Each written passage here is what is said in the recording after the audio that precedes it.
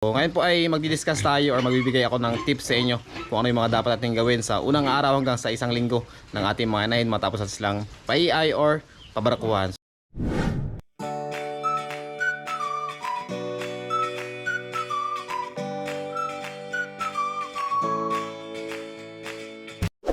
Hello mga farmer, magandang hapon po sa inyo lahat at welcome na naman sa ating pinabawang video. So sa ngayon po ay unang araw ni Black Mama ngayon simula nung nasumpitan natin or na-EI natin kahapon. So ngayon po ay magdi-discuss tayo or magbibigay ako ng tips sa inyo kung ano yung mga dapat natin gawin sa unang araw hanggang sa isang linggo ng ating mga inahin matapos at silang pa-EI or pabarakuhan. So sa mga bago nga pala dito sa aking channel, huwag kalimutan mag-subscribe at syempre pakisama na rin notification bell para lagi ko kayo updated sa mga gagawin at mga videos, mga tips, tutorials, mga farming ideas na kung saan pwede yung pagkakitaan. Let's go!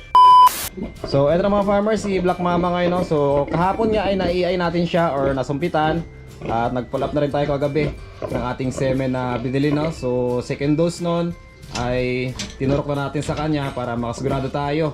So yung iba nga ay isang turok lang at okay na, pero sa atin ay syempre para makasigurado tayo ay bigyan na natin siya ng second dose or follow up ng ating semen na binili.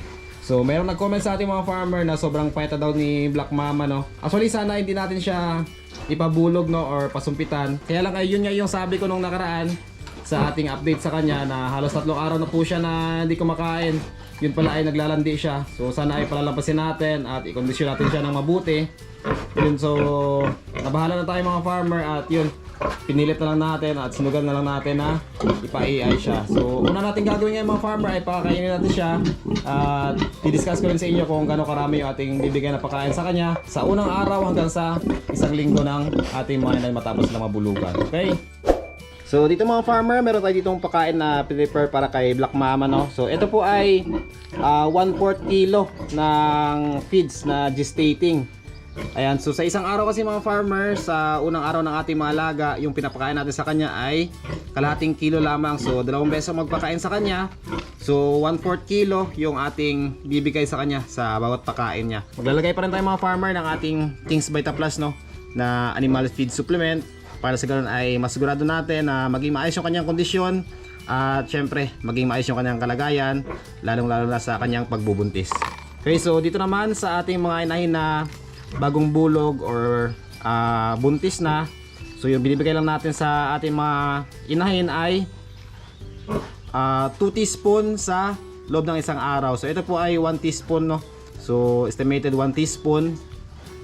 So lalagay lang natin. So sa halos lahat ng stage ng ating mga alaga, kapag ka naglalagay tayo ng King's Vita Plus or mga animal feed supplement ay pwede natin silang ma-overdose, no? Pero kapag sa inahin kasi na bagong bulog or mga buntis, so kinakailangan natin na sundin yung nakalagay dito sa label ng ating mga feed supplement para sa ganun ay hindi rin maka-apekto sa kanilang pagbubuntis. So kapag labis yung ating paglalagay ng mga feed supplement ay posibleng lumaki masyado yung mga biik at mahirapan yung ating mga inahin sa panganak. So ngayon po mga farmer ay check natin kung kakain na si Black Mama. So sa tubig naman ay wala namang problema kahit gaano naman karami yung ating ilagay. So okay naman yon. So sa pagkain lamang yung ating kinokontrol kasi nga kapag sobrang dami yung pagkain na binibigay natin sa ating mga alaga, lalo kapag pure feeds, ay magdudulot yun ng labis na init sa kanilang katawan at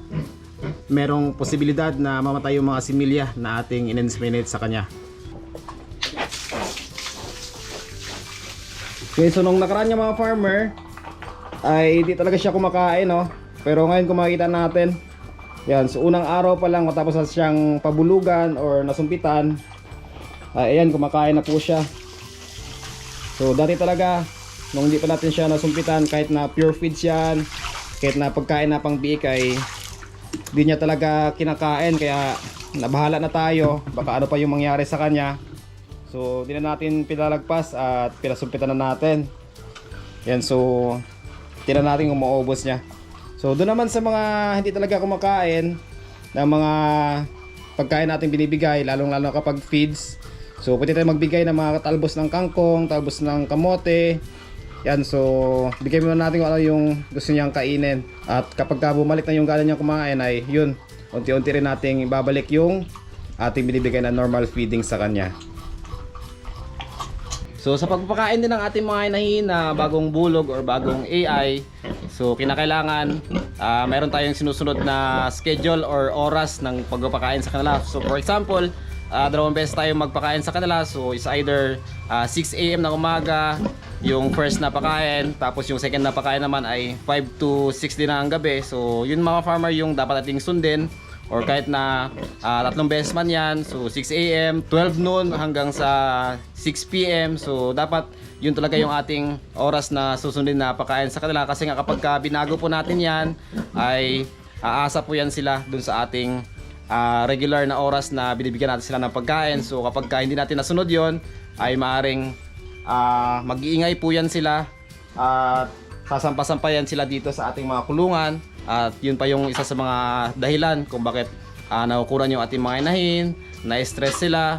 At the same time ay hindi magtutuloy yung pamumuo ng mga biik. At isa rin yun sa mga dahilan kung bakit nagkakaroon ng mummified piglets yung ating mga inahin. So kapag nag-adjust tayo, so dapat paunti-unti lamang para hindi rin manibago yung ating mga inahin. So ulitin lang natin mga farmer yung ating binibigyan na pagkain sa kanila. So unang araw ay half kilo lamang. So pwede natin hatiin yon sa dalawang beses na pagkain. So kasunod na araw or second day na pagkatapos natin sila pabulugan, ay pwede tayo magbigay sa kanila ng 1 kilo sa isang araw. Then gawin po natin yan sa loob ng 1 linggo. At kapag kalipas ng 1 linggo, ayun, nagdagdagan naman natin ng kalahating kilo, which is 1 kilo na at kalahati. So gagawin po natin yan sa loob ng 1 buwan. At kapag naging okay na siya at di siya nag-reheat sa ika 18 to 21 days, yun, so ibig sabihin ay 50% na po yun na buntis sila. At antayin naman natin ng 39 to 42 days kapag hindi pa rin siya naglandi ulit. So ibig sabihin ay tuloy-tuloy po yan yung kanyang pagbubuntis. So pagkasapit ng 2 months, so pwede na tayong mag-adjust ng kanyang pakain, which is 2 to 3 kilos na, depende sa body condition ng ating mga alaga. So kapag sobrang payat, so pwede natin gawin yan na 3 kilos bawat araw. So kapag mataba naman, so yun, average na tayo ng 2 kilos. So nakadepende po sa katawan ng ating mga inahin. So sa pagpapaligo naman mga farmer ng ating mga bagong bulog na mga inahin, so personal na ginagawa ko dito ay pinapalipas ko muna yung 2 to 3 days bago ako magpaligo sa kanila. Pero pwede naman natin silang paliguan agad kapag wala namang problema, no? So kapag okay naman yung kanilang kondisyon, so kahit na unang araw pa lang mga farmer, pwede tayong magpaligo sa ating mga init. Lalong-lalo na ngayon kapag sobrang init. Ayan, so paliguan natin sila, pero sigurado rin natin na yun, mainit yung panahon. So kapag masyadong malamig naman or muulan, so ipagliban muna natin at pwede naman nating basahin lamang yung mga sahig na ito. Yun. So kung pwede, dry cleaning lamang kapag masyadong malamig yung panahon. Kailangan obserbahan natin yung ating mga inahin kung ano yung kanilang kalagayan bago tayo gumawa ng aksyon para sa kanila. Meron din nagtanong sa atin kung pwede daw ba tayo mag-inject ng mga pamurga or di kaya mag-inject ng mga vitamins pagkatapos na mabulugan natin yung ating mga inahin. So hanggat maaari mga farmer, huwag tayong magbigay ng mga injectables sa ating mga inahin, lalong-lalo kapag bagong bulog sila or bagong AI, kasi nga ang pag-inject kasi ay nagdudulot yan ng stress sa ating mga inahin. So pwede natin gawin yan kapag tumuntong na sila ng 3 months or 90 days hanggang sa 100 days. So pwede tayong mag-inject ng mga pamurga or di kaya ay magbigay ng mga vitamins. So personal na ginagawa ko dito ay ito po. Yan, bilang maintenance nila, so King's Vita Plus na animal feed supplement. So ito po yung aking binibigay sa kanila araw-araw. So kung makita naman natin dito kay Black Mama, so may nag-comment nga sa atin dito na sobrang payat daw ni Black Mama, pero di nyo akalain mga farmer na maglalandi siya, no? So ibig sabihin, kahit napayat siya ay maganda pa rin yung kanyang kondisyon, kaya po naglandi siya. So talagang ayos na ayos yung kanyang kalagayan. So parati ko sinasabi sa inyo, sa araw ng walay mismo ay dapat gagawin na natin lahat yung pag-inject ng mga pamurga or pag-inject ng mga vitamins. So kapag nabulugan na sila, ayun, wala na tayong gagawin sa kanila kundi obserbahan lamang sila at ibigay yung tamang pagkain at yung mga feed supplement lamang yung ating ilahok sa kanilang pagkain. Update ko rin kayo mga farmers sa ating mga beef dito, no? So mamaya ay pupurgay na natin yung mga anak ni Black Mama na ito. At yun, may pumunta dito kahapon at may balak na bumili. So yun, pupurgay na natin para ready po sila.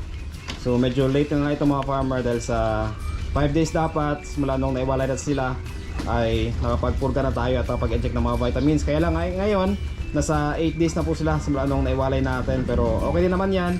So dito naman sa kabila yung mga anak ni Blackie ito. Ayan, so medyo malalaki na yan mga farmer, you know. So okay na okay pa rin sila. So sa mga nagtatanong pala kung tuloy-tuloy pa rin yung paggamit natin ng diesel dito, no? Ayan, so crudo. So tuloy-tuloy pa rin yung mga farmer hanggat sa may nakita akong langaw dito ay nag-spray pa rin ako niyan ng ating diesel kasi nga di pa rin natapos dito yung panalasa ng ASF. Kaya makasigurado tayo na wala talagang carrier ng virus dito sa ating lugar. So spray pa rin tayo. Yan. So kahit dito sa ating bagong bulog, no, or bagong AI na inahin, so mag-spray pa rin tayo niyan. Wala namang problema yung mga farmer. So marami nagsasabi ng iba na yun, meron daw bad effect dito sa ating mga alagang baboy. So ano yung unahin natin mga farmer? So isipin mo ba natin yung side effect ng crudo kung mamatay lahat ng baboy natin dahil sa panalasa ng ASF at di natin maagapan, no? So yun, sugal-sugal na rin itong mga farmer. Wala namang mawawala kapag sinubukan natin. Yun. So meron nga pala nagtanong sa atin kung saan mabibili yung ating King's Beta Plus na animal feed supplement, no? So sa pinakamalapit na Agribet supply sa inyong mga lugar. So depende kasi ito sa maabot ng kanilang supply, no, or coverage nila. So kung wala naman ay meron dyan sa online, Shopee or Lazada. Yan, so pwede kayong umorder doon, or di kaya ay pwede kayong mag-direct contact sa King's Beta Plus na animal feed supplement Facebook page. At yun, kikater po nila kayo doon. So ang presyo naman nito ay nasa 80 to 85 pesos. Sa online naman ay medyo mura, kaya lang ay magbabayad ka ng shipping fee. So labis na mura ito mga farmer compare doon sa ibang mga brand. At yun, napakasulit naman gamitin kasi nga kitang-kita na naman sa mga alaga ko dito na yun, kahit na sobrang payat ay naglalandi pa rin.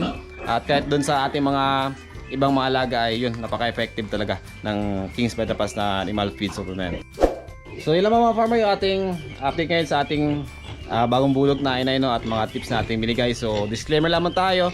So yung ating mga na-discuss ngayon ay base lamang po sa aking experience, no, sa mga personal na ginagawa ko dito, at base na rin sa ating mga nare-research yun at ginagawa natin dito sa ating mga alaga at naging effective naman. So nakadepende po yan sa inyo kung susundin niyo yung ating mga estilo ng pag-alaga ng inahin dito. So bago tayo matapos ay shoutout muna tayo sa ating mga solid subscribers, solid supporters na lagi nag-aabang, sa lahat ng mga FW at mga silent viewers na na-inspire sa ating mga ginagawa dito. Yun, so shoutout tayo kay Sir Chris Osmeña watching from Cebu, Marfida Lim, Marvin Girarcas, Resor Family watching from Zamboanga City, kay Mami Ning Bebay, Jun Sambales watching from Bahrain, Ma'am Emmy Balbua Nabaho watching from Saudi Arabia, karin po kay Ma'am Michelle Gam Samson, kay Sir J Basilio at kay Sir Joseph Garisa sa team ng King's Beta Plus. Maraming salamat po. Kay Sir Rodrigo Esplana, kay Sir Jonald Balate, kay Sir Carlito Borito, karin po kay Sir Ariel Dura ng Antique, kay Ma'am Sai Cabañez, at kay Sir Macdo Allen, at ganoon din po kay Ma'am Melanie Gusi. Pa-subscribe din ng mga farmer at pabisita sa mga YouTube channel nila Mr. Loyal Vlog, Probinsya ng Magbababoy, Agriwen and Adventures, Mariskarting Situring, Rick TV, Kabuloy Vlog TV, at Lisa's Little Farm TV. Sa lahat ng mga viewers natin, shoutout po sa inyo, at sa mga gusto mo po shoutout, comment lang kayo sa ating comment section para ma-shoutout kayo sa ating mga next vlog. At sa mga hindi po pa nakapag-subscribe ay pa-subscribe na natin po para lagi po kayo updated sa mga gagawin para at mga videos, mga tips at tutorials, mga farming ideas, kung saan ay pwede yung pagkakitaan. So hanggang sa muli mga farmer, happy farming!